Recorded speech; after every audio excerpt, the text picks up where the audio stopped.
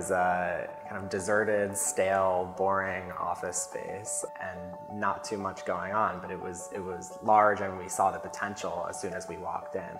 And so when we secured the space and knew that we could work with it, we were looking for an architectural team that would be able to transform it into something that felt entirely different. We worked very closely with LGA to design and build out the space, and with the vision in mind of what we were trying to create. LGA actually came, and they were very quiet, and we weren't sure if they were even going to make a proposal. But when they did end up making a proposal, it completely blew everyone else out of the water. And whereas the other designs were very, in some ways, their own version of cookie cutter. It was looking at the space and kind of adapting it based on what was already here. LGA looked at a space that was, in some ways, many different sized boxes and said, let's do this completely differently. It was fantastic working with LGA.